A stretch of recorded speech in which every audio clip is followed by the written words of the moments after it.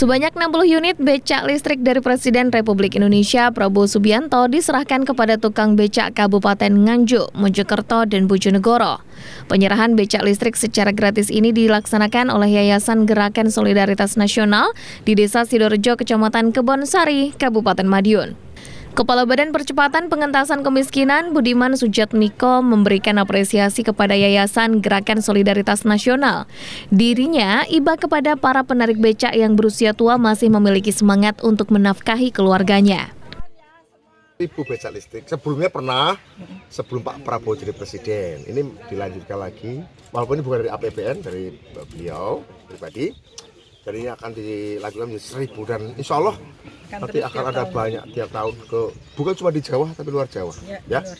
Jadi ya tahu tadi sepuh-sepuh tukang becaknya 70 tahun ya, ada 60-an tahun, jarang rata-rata ada sudah 78 tahun, 71 tahun.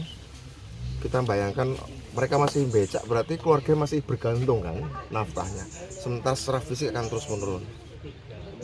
Hadiah dari Pak Prabowo ini bagi kami BP Taskin adalah cara orang miskin tetap bisa bekerja tapi tanpa harus menguras tenaga. Karena memang tekad Pak Prabowo mengentaskan kemiskinan.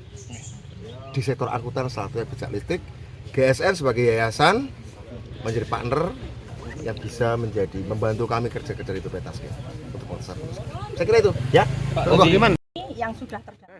Presiden Becak Listrik Indonesia, Nani Esdiang, menegaskan penerima becak listrik saat ini masih terfokus pada para penerima yang usianya di atas 60 tahun. Dari total data yang dihimpun, ada sebanyak 6.660 tukang becak se-Indonesia. Data yang sudah terdata itu sekitar 6.600 sekian yang terdata. Ini kita belum selesai, ya kan? Dan kebanyakan mereka kan di Jawa. Kenapa saya bilang terdata? Karena hampir 80% tukang becak di Indonesia ini nggak punya becak sebetulnya. Mungkin 90% lah saya bilang.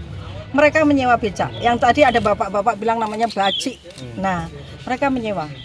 Jadi kadang sehingga sulit.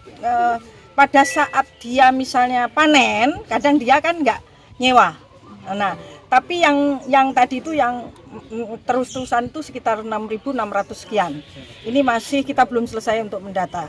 Dan itu sejauh ini yang kita berikan untuk becak listrik itu adalah umur 60 tahun ke atas.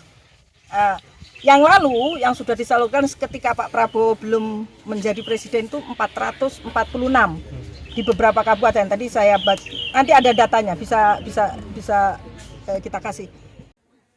Salah satu penerima becak listrik asal Nganjuk, Sutomo, mengaku senang mendapatkan perhatian dari Presiden Prabowo. Lantaran selama ini di usianya yang menginjak 65 tahun harus mengayuh becak untuk memenuhi kebutuhan keluarga. Berkali ya, setiap hari yang ngodel seperti itu kerja biasa, tidak menggantungkan siapa-siapa, tapi kalau diberi ya mau, tapi tidak meminta-minta. Becak yang di rumah sewa atau milik sendiri, Pak? Ya dulu sewa, terus punya ya, seperti itu. Ya terus punya becak mesin juga, tapi rusak. Kalau rusak sudah biayanya larang. Dengan adanya ini ya, insya Allah ini untuk gantian bisa. Ya alhamdulillah sangat bersyukur betul teman-teman saya tadi ya. Tua-tua tidak menggantungkan anak yang jadi perwira tadi ya, tidak menggantungkan orang tua, anak menggantungkan anak. Ya setiap hari sudah ada di terminal setelah ya pagi jam 6 sudah datang. 60 unit becak listrik ini bagian dari 1.000 unit becak listrik yang dibiayai langsung oleh Presiden Prabowo Subianto dari dana pribadi untuk tukang becak se-Indonesia. Andi Hertana, Madiun, Sakti TV.